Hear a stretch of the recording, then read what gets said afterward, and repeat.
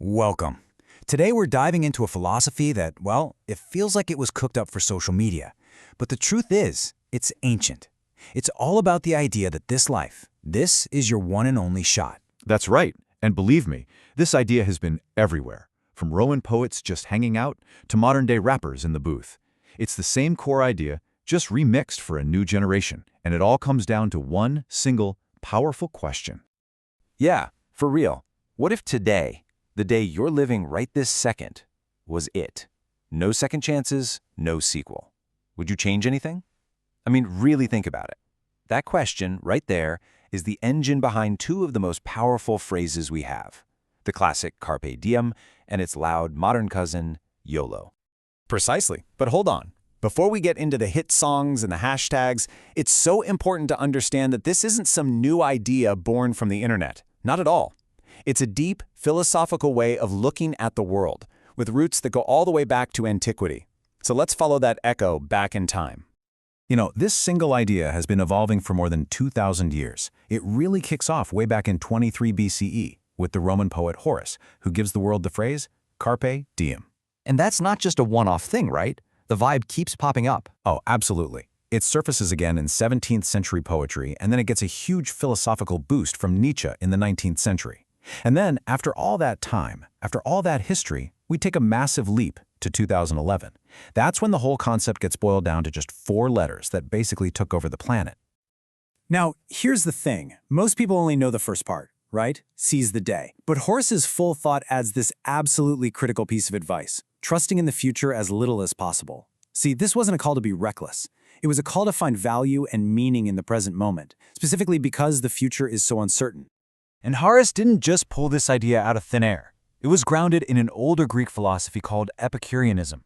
Now, when people hear pursuit of pleasure, they imagine wild parties, but that's a total misunderstanding.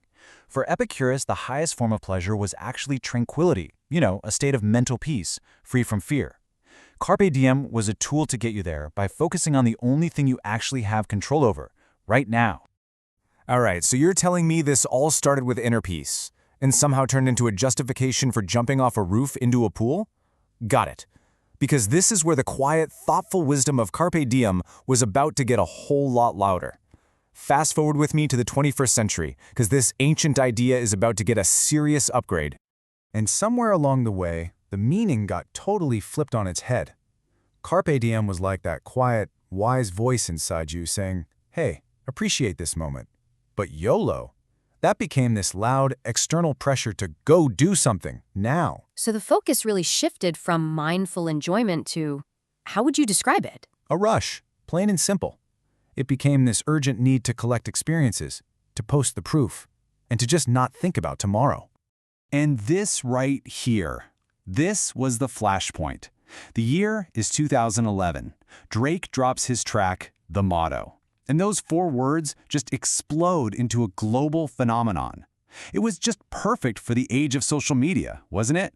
It's short, it's a little defiant, and it's so easy to turn into a hashtag.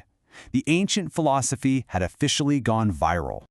And listen, you really can't talk about YOLO without talking about its anxious twin brother, FOMO, the fear of missing out. Think about it. Social media created this non-stop highlight reel of everyone else's best moments, making you feel like you were constantly falling behind. And YOLO became the answer. It was the permission you needed to say yes to everything. Because, man, what if you missed out? Okay, but what happens when the party's over? Living every single day like it's your absolute last can have some very, very real consequences for all the days that come after.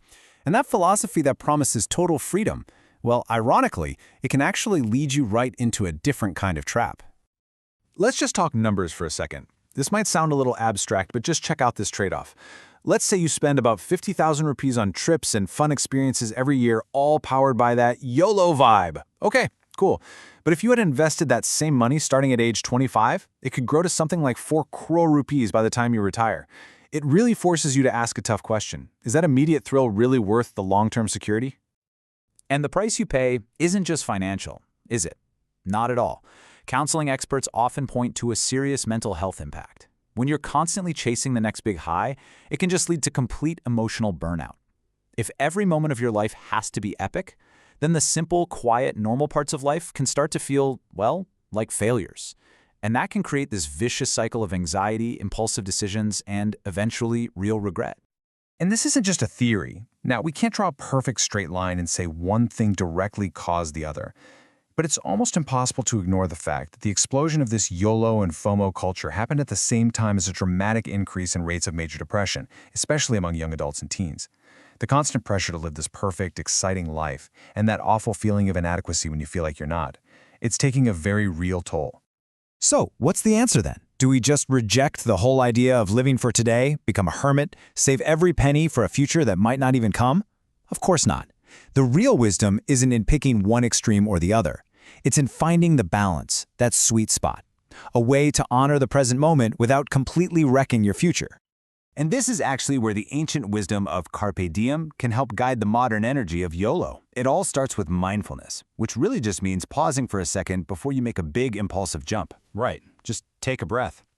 It's also about setting your own boundaries, not the ones you see on Instagram. And focusing on experiences that genuinely fulfill you, not just chasing things that will look good in a photo. And here's the big one, actually thinking through the long-term consequences, both the good and the bad. Real talk. So, when you really get down to it, the choice isn't live for today versus save for tomorrow. The real choice is between two completely different ways of living right now. Exactly. One path is reckless. It's driven by fear, and it just leads to burnout.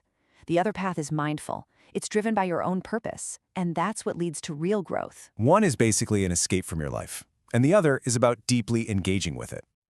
And that brings us right back to the beginning. You see, the statement, "you only live once," isn't the problem here. It's a fundamental truth of our existence. The real question, the one that both Horace the poet and Drake the rapper are forcing us to ask, is what are you going to do with that fact?